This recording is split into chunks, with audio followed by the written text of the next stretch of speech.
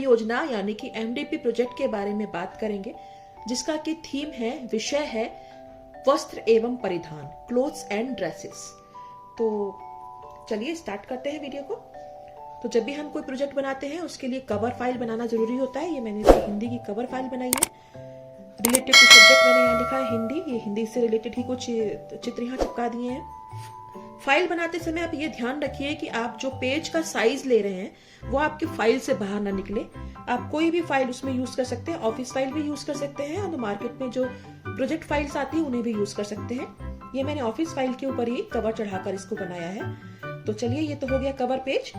अब स्टार्ट करते हैं। तो जब भी हम कोई प्रोजेक्ट बनाते हैं तो बहुत जरूरी होता है कि हम उसमें कुछ निर्धारित दस्तावेज या डॉक्यूमेंट्स भी ऐड करें। पहले होती है सूची यानी कि इंडेक्स। ये मैंने कुछ अच्छा सा बनाने की कोशिश करी है।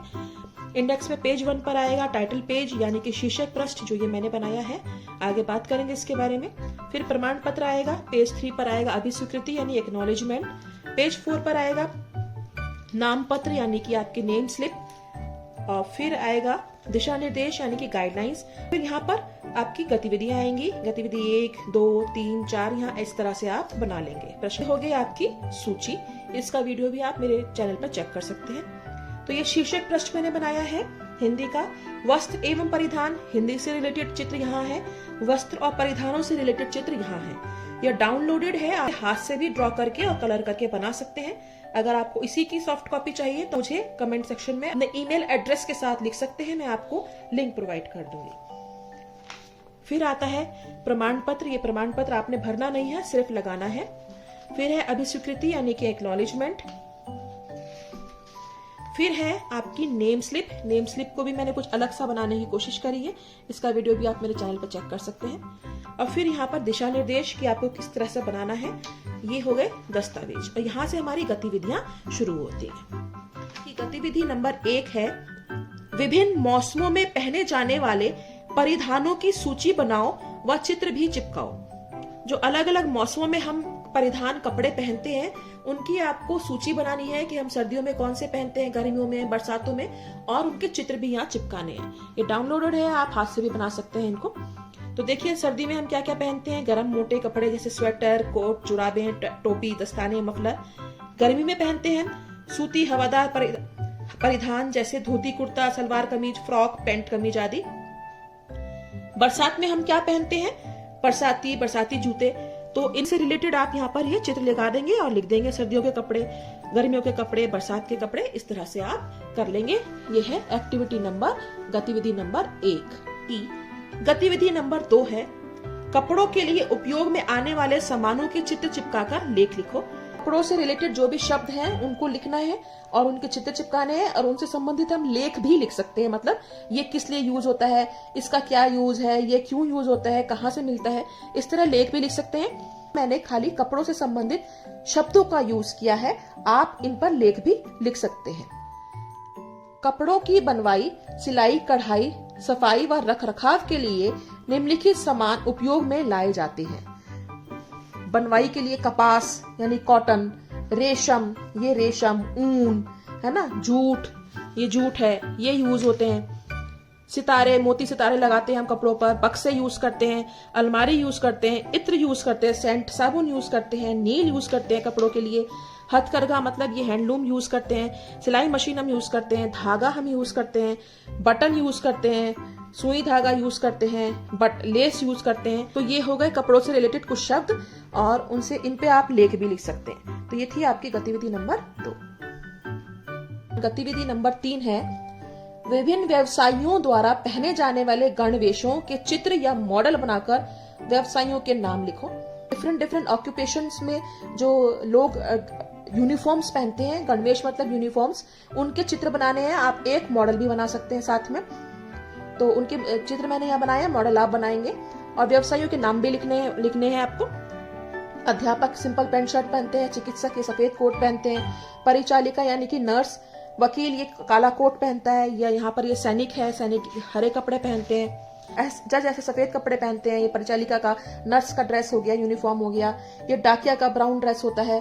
पुलिसकर्मी यानी पुलिसमैन कैसे कपड़े पहनते हैं वो यहाँ लिखना है। बावर्ची कैसे पहनते हैं, कैप लगाते हैं। और सैनिक कैसे पहनते हैं, दमकल दमकल कर्मी यानी फायर ब्रिगेड के लोग कैसे कपड़े पहनते हैं यहाँ पर हमने लगा दिया है। तो ये था आपका गतिविधि नंबर 3। हिंदी बहुउद्देशीय परियोजना कक्षा 4, इसका थीम है वस्त्र एवं परिधान की गतिविधि नंबर 4 है मौसमी बदलावों के साथ कपड़ों को सहेज कर रखने के तरीकों व कारणों की विवेचना करो। जब हम मौसम हमारा चेंज होता है तो हम कपड़ों को सहेज कर रखते हैं बक्से में या बॉक्स में या बेड बॉक्स में। तो उनको क्यों रखा जाता है और उनको कैसे रखा जाता है ये आपको लिखना है। कपड़ों के रखरखाव, तो ये मैंने लेख लिखा है। कपड़े आपके व्यक्तित्व को उभारने में अहम भूमिका निभाते हैं, इसलिए मौसमी बदलावों के समय उन्हें लंबे समय तक सहेज कर रखने के लिए कुछ बातों पर ध्यान देना जरूरी है।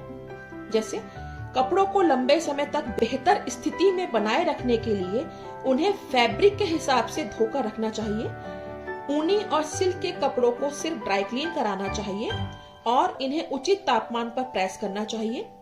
सफेद कपड़ों को हमेशा अन्य रंग के कपड़ों से अलग धोना चाहिए, क्योंकि इन पर दूसरे रंग के कपड़े का रंग चढ़ जाने की संभावना रहती है। कपड़ों को धोकर अच्छी तरह सुखाकर कपूर की गोलियां डालकर पैकेट से बंद करके रखना चाहिए। तो चित्र चिपका देंगे इससे संबंधित। और यहाँ मैंने एक कोट लिख दिया है, कपड़ों का उचित रखरखाव उनकी लंबी उम्र की गारंटी है। तो इस तरह से ये हमें कपड़ों का रखरखाव कैसे करना चाहिए। जब मौसम चेंज होता है, सर्दी आती है तो मम्मी गर्मियों के कपड़े अंदर रखती हैं, गर्मी आती है तो सर्दियों के कपड़े अंदर रखते हैं। यही हमें यहाँ पर लिखना है। तो ये थी आपकी गतिविधि नंबर 4। गतिविधि नंबर 5 है कपड़ों परिधानों से संबंधित शब्दों की माला बनाओ। शब्दों की माला बनानी है, एक शब्द लिखना है और अंतिम अक्षर से दूसरा शब्द स्टार्ट करना है। सलवार लिखा, रा से फिर रुमाल लिखा, ला से फिर लंगोट लिखा, ता से फिर टोपी लिखा, पा से फिर पजामा लिखा, मा से फिर मफलर लिखा।